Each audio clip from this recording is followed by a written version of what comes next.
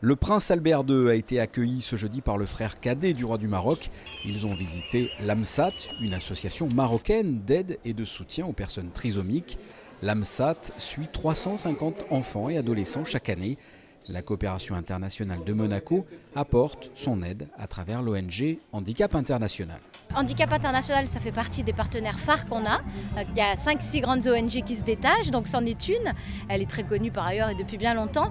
Mais au Maroc et au Maghreb en général, puisqu'on a un double programme qui va s'étendre à la Tunisie, Maroc-Tunisie, c'est particulièrement important parce qu'en fait on a choisi de soutenir les associations locales marocaines. La coopération soutient un programme qui est vraiment de renforcer un peu l'appui, la prise en charge qu'ils font pour les enfants. Il y a 16 associations aujourd'hui qui sont soutenues. Et là, l'aide de la coopération monégasque est vraiment d'aider à la prise en charge de ces enfants, de pouvoir les réinsérer, de pouvoir leur apporter une prise en charge de qualité pour qu'ils ne restent pas isolés et profitent aussi de ce mouvement de développement qui se passe au Maroc. Réinsertion mais aussi détection précoce de la trisomie et plus largement promouvoir une meilleure participation sociale des personnes en situation de handicap.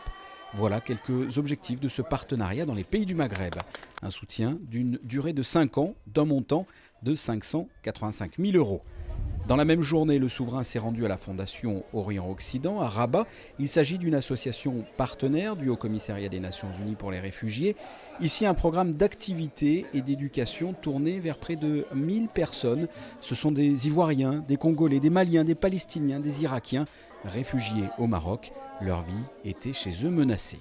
Les histoires des réfugiés, c'est des histoires qui sont très dures et qui nous apprennent à relativiser beaucoup de choses, qui nous feront grandir. Et puis mis à part ça, il y a aussi cette gaieté que vous avez vue, hein, c'est exceptionnel. Ces personnes ont quand même vécu la guerre, ont vécu des traumatismes, ont fait une route qui est très intense, ont traversé pour la plupart le désert. Et pour autant, comme vous voyez, ils ont un grand pouvoir de résilience et c'est sur cet aspect qu'on a beaucoup travaillé avec la Fondation Orient-Occident, mais aussi avec les autres partenaires de l'UNHCR. La principauté avait déjà signé un partenariat avec le Haut-Commissariat des Nations Unies pour les réfugiés de 2011 à 2013, un montant de 280 000 €. Monaco vient de renouveler son soutien à ce programme jusqu'en 2016 pour une contribution à hauteur de 450 000 €. Accord de partenariat signé par José Badia et la représentante de l'UNHCR au Maroc, une signature présidée par le souverain. C'est le prolongement d'une action qui a déjà été menée et à partir de 2011, donc pour venir en aide aux réfugiés qui viennent jusqu'au Maroc, avec une petite affiche un peu, pas novatrice, mais complémentaire, en appuyant particulièrement sur l'insertion des enfants, des femmes, le développement au niveau de l'éducation, les logements d'urgence des personnes qui viennent.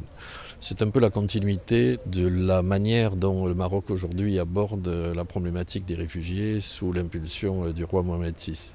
En marge de cette visite consacrée à la coopération internationale, le souverain et la délégation monégasque se sont rendus sur un site archéologique bien connu à Rabat, Chella, où l'on peut découvrir les vestiges d'une ville romaine et plus récemment une nécropole mérinide du XIVe siècle.